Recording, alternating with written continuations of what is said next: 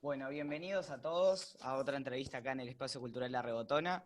Hoy vamos a entrevistar al Pinocho Rutín, un personaje importante para la cultura uruguaya y murguista, cantautor, etcétera, etcétera. Bueno, bienvenido y muchas gracias por haber aceptado la entrevista. Muchas gracias a ustedes por la invitación. No, por favor. Muchísimas gracias. Bueno, ¿de chico eras de ir a ver carnaval? De chico, sí, a eso de los 6, 7 años, o sea, de los primeros recuerdos que tengo, son recuerdos muy presentes en relación a mis noches de tablado, que era prácticamente todos los días durante muchos años, a un tablado que se llama el Club Laiva, que allí ahora no hay tablado, pero el club sigue existiendo, y ahí iba yo de niño hace algo así como 50 años. Ahí empecé a ver carnaval.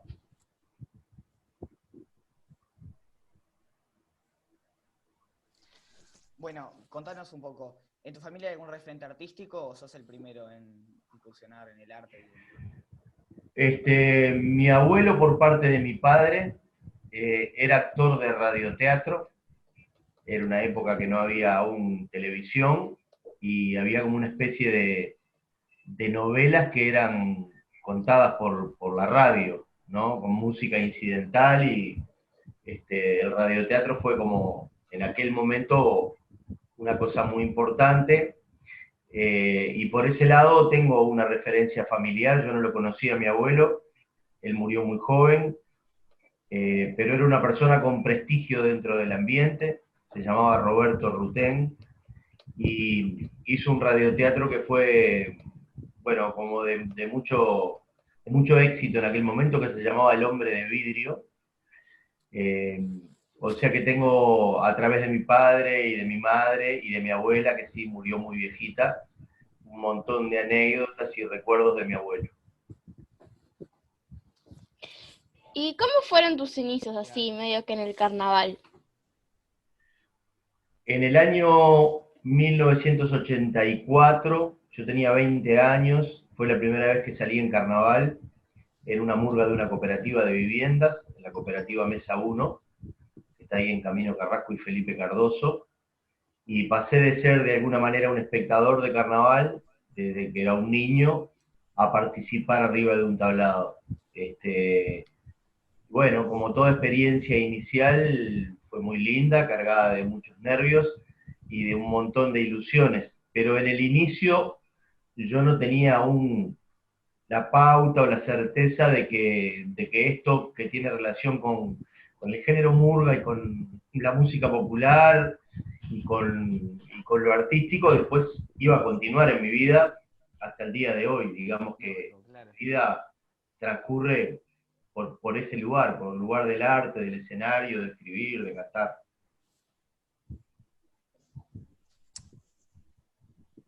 Perdón, se me cortó un momento. Ya, Tranqui. todo otra vez. Bárbaro. ¿Y qué roles, contanos un poco de qué roles desarrollaste arriba del escenario y afuera del escenario también en el carnaval? Bueno, desde el inicio, desde ese momento que les cuento, comencé a hacer cuplés, que son pequeñas historias cantadas, como cuentos cantados, que tienen personajes, y a mí siempre me gustó esa cosa del desdoblamiento, ¿no? Bueno, la murga sube con un disfraz, pero después quienes hacen cuplé tienen como otra oportunidad de volver a utilizar otro disfraz y encarnar algún personaje. Este, que por lo general son personajes que tienen que tener humor, que tienen que tener crítica, y donde hay como un plus de actuación que es un poco direccionado hacia esto que decía, y que se diferencia un poco de lo que es cantar en el coro. Entonces desde allí empecé a hacer cuplés, me enamoré de ese rol, me encanta, y lo fui desarrollando a través del tiempo en diferentes murgas. Los cuplés que empecé haciendo en el inicio, por las características de la murga en esa época, eran largos, de repente hasta de 15 minutos, que es un montón, para Sí, sostener sí, un horas. cuento, digamos, ¿no? Hoy por hoy los cuplés son mucho más cortitos, de unos minutos, 2 o 3 minutos, 4, y aparte a veces no tienen tanta incidencia del personaje central o protagónico, sino que son mucho más colectivos. Eso ha ido cambiando. Y por supuesto yo me he ido adaptando a ese cambio, bueno, con la llegada de las nuevas generaciones al género murga. Claro. Bueno, ¿para qué categorías has escrito o escribís? Escribo para murga. He escrito para murga siempre, salvo alguna excepción de un año en el que escribí para otra categoría, pero mínimamente, alguna canción. Pero, digo, siempre pienso que aprender a escribir murga es una tarea que lleva toda la vida. O sea, nadie se recibe de letrista de murga por más que haya tenido premios o que haya logrado escribir espectáculos que están buenos. O sea, hay que estar en constante aprendizaje, porque la escritura es así en todos los ámbitos, ¿no? De 100 cosas que uno escribe, 98 van a la papelera y una capaz que sirve como disparador hacia otro lado, pero el trabajo de la escritura requiere tener una papelera cerca, romper y tirar, ¿no? En este caso la papelera de la computadora, que en aquella época yo empecé escribiendo en un cuadernito y ahora escribo en Word. Claro. Ya sea escribiendo o arriba del escenario, ¿en cuántas murgas has participado? Y capaz nos puedes comentar un poco también cuáles te marcaron más, qué pasó, por qué murga te dejó una experiencia más. Perdóname el final de la pregunta, Camilo. ¿En qué murgas has participado y el final? Y capaz puedes comentarnos en cuáles te marcaron más o Ahí cuáles está. más importante para el aprendizaje, digamos. Perfecto. Mirá, la primera murga en la que salí se llamaba justamente Risas y se conocía, digamos, dentro del carnaval como La Justa. Después estuve en Falta y Resto, Curtidores de Hongos, La Milonga Nacional, A Contramano, La Reina de la Teja y Don Timoteo, que fue el último año que salí, en el 2017. Escribí para Asaltantes, pero no salí ese año. Trabajé con Cayó la Cabra, con la murga Cayó la Cabra en la puesta en escena, pero tampoco salí. Hago puesta en escena de Doña Bastarda en estos últimos carnavales. Y escribo y hago la dirección artística este año de la murga Jardín del Pueblo de Paysandú. O sea que hay algunos años en que no subo al tablado, digamos, Claro. pero formo parte del equipo técnico como puestista o como director artístico. Seguro. O como letrista. Sí. Bueno, Falta y Resto es una murga que me marcó. Todas te dejan algo, ¿no? Eso también es cierto, pero Falta y Resto me marcó mucho. Me encontré allí con un enorme letrista de carnaval, que es Raúl Castro. En esa época conocí a Jaime Rosa, a Roberto García, a Benjamín Medina, a Pitufo Lombardo, a Ronald Arismendi. O sea, como que a través del tiempo uno logra darle la dimensión exacta a lo que tuvo la suerte de vivir con gente que ha empujado el barco de la cultura murguera hasta donde está hoy, ¿no? Seguro. Claro. ¿Cómo surgió Murga Madre? Bueno, Murga Madre tiene su raíz en que un día empecé a pensar que todo lo que yo quería hacer escénicamente o musicalmente, no todo tenía lugar en una murga. Después de escribir algunos repertorios de murga que fueron un fracaso, porque o carecían de humor, o estaban escritos de una manera un poco hermética, o como demasiado perfilados hacia una cosa teatral, me di cuenta de eso. No todo lo que yo quiero hacer artísticamente, o lo que siento que tengo ganas de hacer artísticamente, tiene lugar en una murga. Entonces, como una necesidad artística por un lado, nació Murga Madre, como un lugar donde poder poner otras cosas que yo estaba sintiendo ganas de hacer. Claro. Esto lo digo ahora con con la mirada hacia atrás. En aquel momento no me di cuenta que era por eso. Y una vez venía caminando por la calle Río Branco, hacia la terminal de Río Branco, allí en la Rambla Portuaria, y era de madrugada, como las 4 o 5 de la mañana, y el bar de la esquina de 18 de julio lo estaban baldeando, entonces estaban todas las mesas, y arriba de las mesas las sillas, vieron con el respaldo para abajo, las 4 patas para arriba, para dejar el piso libre. Y al pasar por la ventana vi 2 mesas en esa situación, y me di cuenta que había ahí una obra para desarrollar con esa imagen. Y esto se juntó que con el Pitufo Lombardo habíamos salido en Faltirresto en el año 88 y 89, y después nunca más salimos juntos en carnaval. Compartimos proyectos en la banda de Jaime Ross, en la trupa ateniense con Luis Trochón, o sea, fuimos compartiendo algunos proyectos a lo largo de la vida, pero no salimos juntos durante 28 años, donde nos volvimos a encontrar en Don Timoteo. Pero sí nos veníamos prometiendo un espectáculo juntos. Siempre que nos encontrábamos, que era mucho porque somos muy amigos,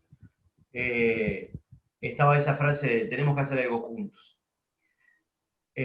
Juntando eso, que tiene que ver con lo humano y con lo artístico, porque con Pitufo es un artista con el que me siento muy cómodo arriba del escenario, y conectamos muy bien.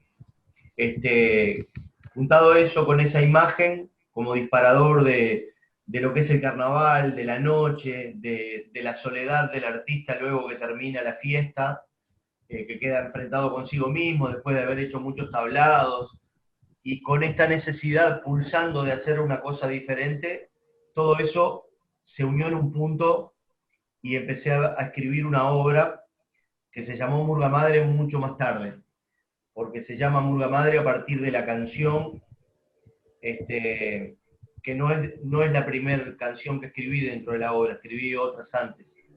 Esta era como la canción final, o sea que la fui postergando, y se llama así porque, bueno, porque el carnaval es nuestra cuna artística, nuestro vientre fecundo, y que de alguna manera es una metáfora de que el carnaval nos parió, nos dio a luz en algún momento y nos dio la posibilidad de poder hacer un montón de cosas más. Entonces ahí se cerró todo el ciclo. La escritura de la obra llevó como 2 años de trabajo. Cuando la tuve terminada fui al encuentro de Pitufo. En aquel momento no había WhatsApp ni celulares ni nada. Lo llamé por teléfono, de un teléfono fijo, de esos de disco, así, tiqui, tiqui, tiqui, tiqui, tiqui, al taller uruguayo de música popular que él trabajaba ahí como docente, y le dije, Pitu, tengo una obra, me gustaría mostrártela.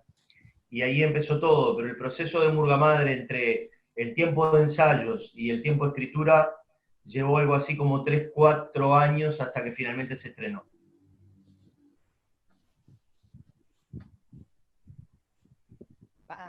O sea, eso sumaba a los años que le tardó escribirla, o sea, Sí, ahí está, el tiempo de escritura, un montón de tiempo. Y después el tiempo de ensayo, que fue largo. Nosotros ensayamos como 1 año largo. Íbamos a estrenar, por ejemplo, en noviembre, y por diferentes motivos relacionados con la producción, con la sala que nos daban, y porque también sentíamos que la obra no estaba pronta, postergamos ese estreno, y recién estrenamos en octubre del otro año, el 10 de octubre del año 2002. Nosotros festejamos los cumpleaños todos, nos mandamos mensajes, feliz cumpleaños de Murga Madre. Este año cumplió 18 años, la obra la seguimos haciendo, a veces en Montevideo, a veces en alguna invitación a algún festival internacional, pero bueno, de vez en cuando la desempolvamos. Claro. Contanos un poco sobre el espacio Cuerpo y Voz. Bueno, el espacio Cuerpo y Voz es un espacio que abrí de alguna manera en el año 2003.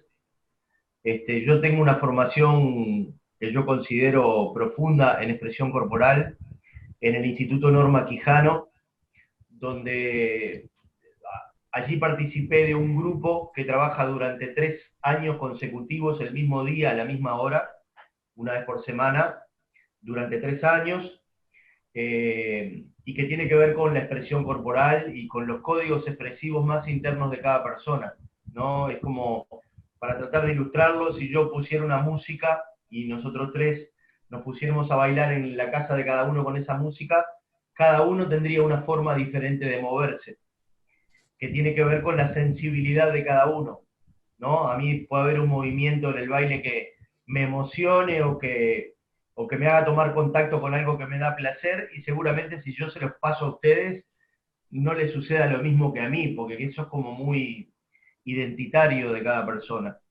Después en el instituto pasé a ser referente de grupo, que eso quiere decir que yo veo el proceso de 3 años de otro grupo que está en el trabajo de expresión corporal, y lo que hago es hacer un registro de todo lo que va sucediendo en el grupo, del acontecer grupal y de lo que cada uno de las personas va viviendo.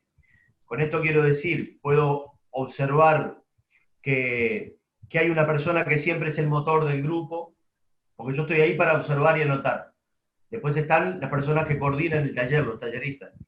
Que hay una persona que siempre es motor del grupo, que hay una persona que no logra, encontrar los caminos de expresión, que siempre está como observando lo que pasa y que no puede meterse hacia adentro. Aconteceres individuales y grupales, que lo que hacen es generar insumos para el tallerista o la tallerista, o los talleristas en esos 3 años. Entonces es una observación donde yo no participo con la palabra y nada, estoy en un rincón, 3 años anotando. Después que termina ese ciclo, en mi caso, me invitaron a participar del equipo docente del instituto, y ahí estuve 3 años como docente de un grupo, de otro grupo. Y ahí hice una formación de 9 años consecutivos. Con esa herramienta y con mi herramienta, digamos, en relación a la voz, con mis herramientas de lo que he hecho toda la vida, que es trabajar a través de mi voz, hice como la creación de este espacio, que es un espacio de investigación y de expresión corporal y vocal, donde se canta, donde hay movimiento corporal y donde no hay un juicio de valor sobre nada de lo que sucede en el taller. No nos preocupamos no entramos en eso clásico de estás desafinando o no estás desafinando, sino que vemos el canto desde un lugar de celebración y de encuentro con los demás y con uno mismo. Como tampoco calificamos el movimiento en eso de que, ¡ay, qué lindo este movimiento y qué feo este otro! No solamente que no lo decimos, sino que el trabajo es no pensarlo, porque el movimiento de cada uno es el movimiento de cada uno, no es Está bueno. bello ni deja de ser bello, es lo que yo tengo para poner en juego. Ese espacio tiene 17 años de existencia, y bueno, y ha ido creciendo, ¿no? Ha pasado mucha gente y también yo he aprendido mucho de cómo llevarlo adelante. ¿Cuántos discos has grabado hasta ahora? Noche de Carnaval, Peligro de Murga, Corazón, Flores, 4, Murga Madre en coautoría con Pitufo Lombardo, 5, Montevideo Amor, que es un disco que tiene canciones mías y de Pitufo que son relacionadas con el amor, 6, y 35 años de música y escenarios, que es un compilado de todas mis canciones, de 3 o 4 canciones de cada disco, desde el primero al último, 7 discos. Opa. ¿Se viene algún otro disco acá a futuro o...? No, mira, estoy sin sello. Yo estaba vinculado con el sello Montevideo Music Group. Por diferentes motivos di un paso al costado para rescindir el contrato. Y o sea que estoy como artista independiente, digamos. Y eso también me hace pensar en hacer un disco muy de futuro. Se necesita mucho dinero. Estamos ahora tocando en quinteto con un espectáculo que se llama Tirar botellas al mar. Es la historia de la música popular uruguaya desde el año 1910 hasta la década del 60, autoras y autores, intérpretes, y que tiene un relato, digamos, como una línea de tiempo de cómo se fueron sucediendo las cosas en la música popular del Uruguay. Y estamos estrenando un tema que le da nombre al espectáculo, que se llama Tirar botellas al mar, que tiene música de Nico Ibarburu. Este tema sí lo estoy grabando para sacarlo como un tema aislado, digamos, sin disco. Mira, bueno, además de tirar botellas al mar, ¿tenés algún otro proyecto hacia futuro? Sí, tengo algunos proyectos lindos. Uno es una obra teatral que se llama La rimbombante travesía del ropero disparate. Es una obra para niñas y niños que vamos a estrenar en el Teatro Circular en el mes de marzo, que estamos llevando adelante con Paula Villalba, en lo que tiene que ver con la dramaturgia y la dirección. Los actores son Camilo Rutén, Eliana Rutén, Romina Cuyuñán y Lucía Santamaría. Ese es un proyecto que está finalizando ahora su primera etapa. Hoy terminamos los ensayos de este año, retomamos a mitad de enero para estrenar en marzo. Y después estoy proyectando un espacio que se llama Espacio Tinnitus. No sé si ustedes saben lo que es el tinnitus. No saben. Bueno, el tinnitus son zumbidos en los oídos. Yo tengo eso, que no se considera una enfermedad, se considera un síntoma, pero hace 3 años, a raíz de escuchar música y de tener escenarios con mucho volumen, se genera una pérdida auditiva en los 2 oídos, que se llama trauma acústico, que una de las cosas que puede desencadenar es tinnitus, y bueno, y es una cosa que yo tengo, es decir, que escucho de manera permanente, durante las 24 horas del día, todos los días de mi vida, un zumbido en los oídos permanente. Y en el fondo, en mi caso, en el fondo de la cabeza. O sea, escucho en mi cabeza un chirriar todo el tiempo desde hace 3 años, que no para nunca. Para mí fue muy traumático en el inicio, los primeros meses, porque estaba muy fuerte de volumen y angustia mucho, te genera una situación de tensión muy grande, que hace que el zumbido crezca más, porque tiene todo un componente emocional también. Si hay estrés, el zumbido crece, y si crece el zumbido hay más estrés, se genera como un círculo del que es difícil salir. Yo estuve 1 año sin subir un escenario por este tema, y bueno, por otra parte yo estoy terminando una licenciatura de fonoaudiología, donde un capítulo de una materia que es audiología era justamente el tinnitus y los acúfenos se llaman también.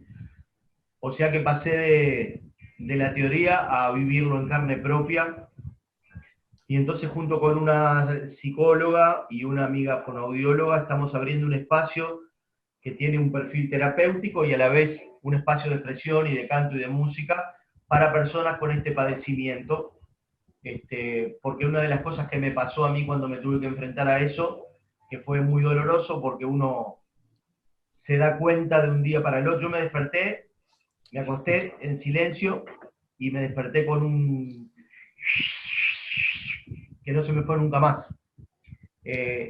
Lo que te pasa es que perdés el silencio para el resto de tu vida. Yo ya no me acuerdo cómo era el silencio, porque cuando estoy en situación de silencio, mi cabeza está generando sonido todo el tiempo. Entonces, para mí fue muy duro y este espacio, bueno, tiene su génesis ahí, de que a mí me gustaría poder ayudar a las personas que lo tienen, en cómo orientarlas, en que tengan un lugar donde encontrarse con otra gente que le pasa lo mismo, que eso es una cosa que te calma. A mí me pasó que, bueno, que tomé contacto con personas que lo tenían y que me dijeron, vas a ver que de a poco vas a ir acomodándote, cada vez lo vas a escuchar menos. Y tenían razón, porque yo ahora, digo, me acuerdo a veces lo tengo fuerte, pero hago una vida espectacular, digo, está. Claro. O sea que son dos proyectos con los que estoy muy entusiasmado, uno que tiene relación con la licenciatura, bueno, está con una profesión que me encanta, y el otro con lo artístico. Claro. Bueno, ahora estamos llegando al final de la entrevista y te quería consultar cómo estás llevando el tema del coronavirus. Bueno, el aumento de casos, la cuarentena, ¿te está impidiendo seguir con estos proyectos o la llevas bien? La llevo bien, es decir, me apena mucho la situación.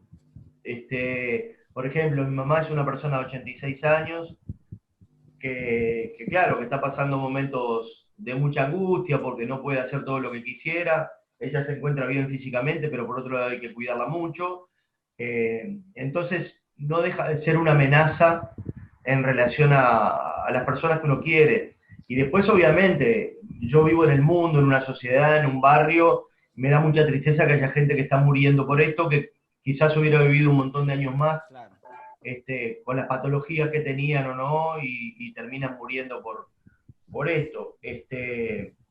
Y después me da mucha tristeza bueno, que hay gente que no tiene trabajo, que hay pequeñas empresas que han tenido que cerrar, proyectos familiares que se caen. Eh, en eso creo que el coronavirus ha hecho mucho daño, pero una de las cosas positivas, yo siempre trato de ver las cosas buenas, es que me mostró una contracara de la vida que, por lo menos que yo llevo, que es una vida hermosa, con muchos proyectos, pero a veces es tan vertiginosa que no me permite encontrarme con la gente que elegí para vivir, ¿no? Con mi compañera de toda la vida, con los hijos que aún viven conmigo, con mi familia más cercana. Claro, alguno a veces pasa raya y en la semana los vio un rato, alguna noche, cansado, con ganas de ir a acostarse para el otro día tener que trabajar y demás. Entonces, esta cosa de la cuarentena en el inicio, fundamentalmente, nos juntó en el living de casa a hacer un montón de cosas juntos, ¿no? A ver una película, a jugar un juego, yo qué sé. Y para mí eso es un aprendizaje, porque a veces uno dice, bueno, trabajo todo este tiempo fuera de mi casa justamente para sostener lo que no estoy disfrutando, que es la familia. Claro. Sí. Bueno, muchísimas gracias por aceptar la entrevista. Eso, muchas gracias. Les quería comentar que disculpen si en algún momento me vieron como que quedé medio congelado. No elegí el mejor lugar de mi casa en relación con la conexión de internet, pero bueno, está. Tranqui, Bueno, Camilo y Camila, ¿no? Sí, Sí, Camila y Camila. Bueno, ha sido un gusto para mí. Les agradezco de verdad. Me encanta haber hecho esta charlita con ustedes. Espero que les haya servido, que les haya servido. Y me encanta el proyecto y métanle para adelante. muchas gracias. Muchas gracias. Gracias a ustedes y estoy a la orden. Muchas gracias. Nos vemos prontito. Mucha suerte en todo. Chau, chau. Gracias, chao. Chao, chao.